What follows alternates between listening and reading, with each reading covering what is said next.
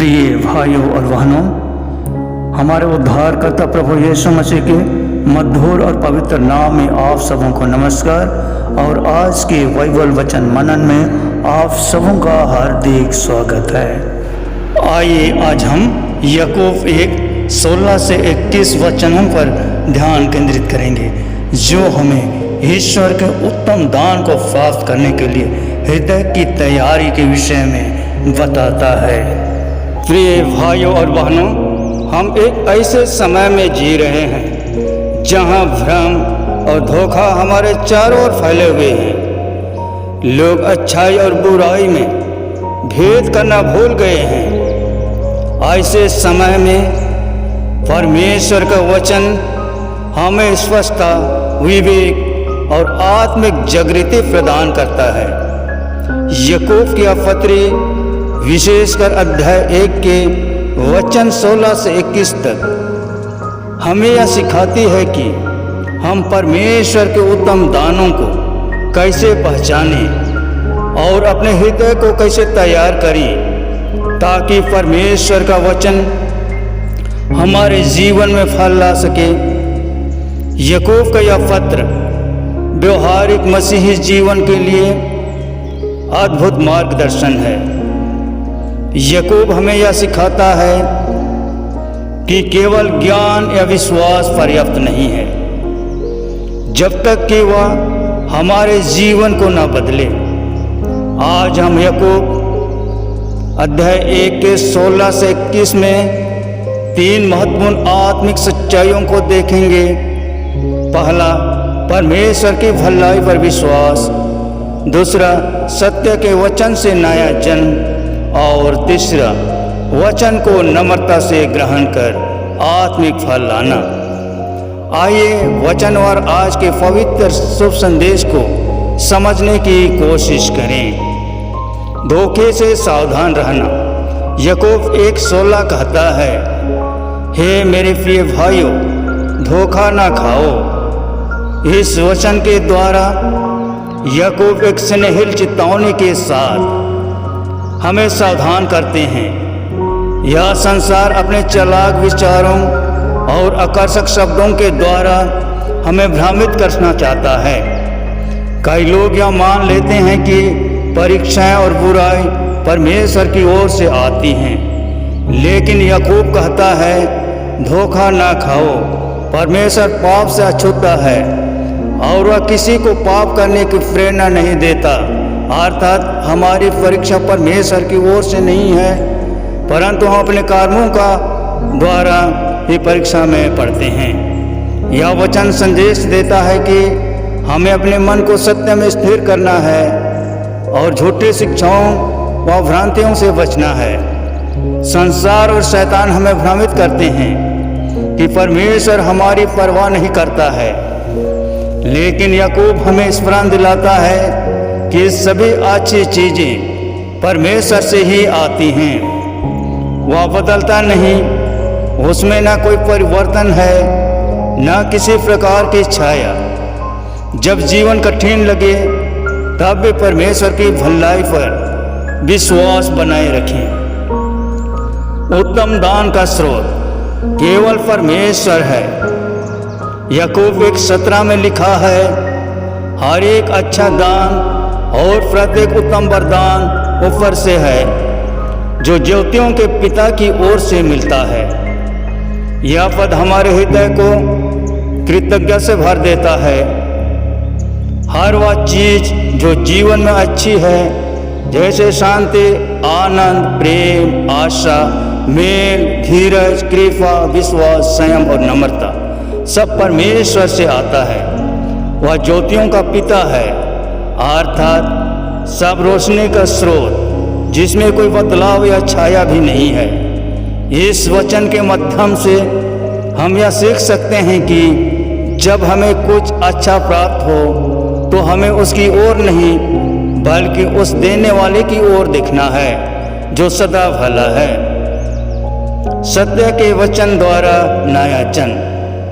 याकूब 1:18 कहता है, उसने अपनी इच्छा से हमें सत्य के वचन के द्वारा जन्म दिया। परमेश्वर ने अपनी इच्छा से, ना कि हमारे किसी प्रयास से, हमें आत्मिक रूप से नया जन्म दिया है। यह जन्म केवल बाइबल के वचनों को सुनने से नहीं, बल्कि उन्हें हृदय में स्वीकार कर उनके अनुसार जीवन जीने से होता है। इस वचन से हमें संदेश मिलता है कि हम मसीह में एक नई सृष्टि हैं और हमें संसार के लिए नहीं, परमेश्वर के लिए जीना है। जैसा कि 2 कुरिन्थियों 5:17 में पौलुस प्रेरित कहता है, सो यदि कोई मसीह में है तो नई सृष्टि है, पुरानी बातें बीत गई हैं और देखो वे सब नई हो गई हैं। सुनने में तत्पर, बोलने और क्रोध में धीमे बने। याकूब 1:19 में लिखा है, प्रत्येक मनुष्य सुनने में तत्पर, बोलने में धीमे और क्रोध में धीमा हो। इस संसार में लोग पहले बोलते हैं, फिर सोचते हैं और शायद ही सुनते हैं, पर याकूब मसीही जीवन की नई संस्कृति सिखाते हैं। सुनना एक आत्मिक गुण है। जब हम सुनते हैं तो हम विनम्र होते हैं। बोलने में धीमे रहना हमें विवेकपूर्ण बनाता है। क्रोध में धीमे रहना हमें शांत और संयमी बनाता है। यह वचन हमें सीख देता है कि सच्चा मसीही वह है जो वचन को सुनता है, समझता है और क्रोध की जगह प्रेम, संयम और धीरज से प्रतिक्रिया करता है। मनुष्य का क्रोध परमेश्वर की धार्मिकता को उत्पन्न नहीं कर सकता। याकूब 1:20 कहता है, क्योंकि मनुष्य का क्रोध परमेश्वर की धार्मिकता को उत्पन्न नहीं करता। क्रोध एक ऐसी आग है जो संबंधों को जला देती है और आत्मिक दृष्टि को धुंधला कर देती है। याकूब स्पष्ट रूप से कहते हैं, क्रोध से कोई धार्मिक कार्य नहीं होता। यदि हम पवित्र और धर्ममय जीवन जीना चाहते हैं तो हमें क्रोध को त्यागना होगा। धार्मिकता शांति, प्रेम, भलाई, विश्वास, संयम, मेल, धीरज और नम्रता से उत्पन्न होती है, ना कि क्रोध से। अपने हृदय को वचन के लिए तैयार करें। याकूब 1:21। इसलिए सब मलिनता और बुराई को छोड़कर नम्रता से उस वचन को ग्रहण करो जो तुम्हारे मन में बोया गया है।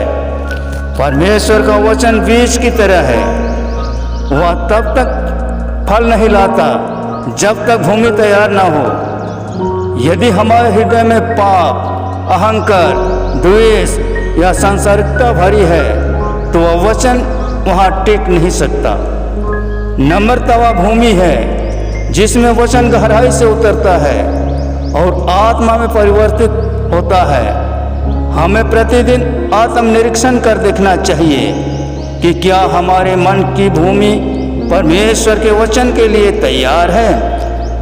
इस पाठ के माध्यम से हम सीखते हैं कि धोखे से बचें और सच्चाई में स्थिर रहें। परमेश्वर से मिलने वाले हर उत्तम वरदान के लिए कृतज्ञ रहें।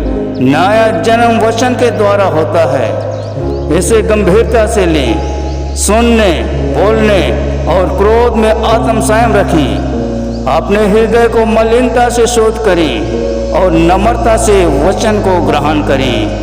इन वचनों के माध्यम से हमारे उद्धारकर्ता प्रभु यीशु मसीह हम सबों को बहुतायत से आशीष प्रदान करें। आमीन। आइए प्रार्थना करते हैं।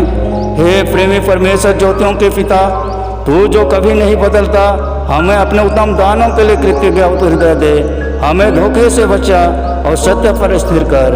हमारे हृदय को शोध कर ताकि तेरा वचन उसमें गहराई से समा जाए। हमें नम्रता, संयम और प्रेम से जीना सिखा ताकि हम तेरी धार्मिकता में बढ़ते जाएं। यीशु मसीह के नाम से यह प्रार्थना करते हैं। आमीन। इसी प्रार्थना के साथ आज के ये सुसमाचार समाप्त होता है। मिलते हैं अगले सुसमाचार के साथ। तब तक के लिए वक्ता जोनाथन कंडोलना को इजाजत दीजिए। धन्यवाद।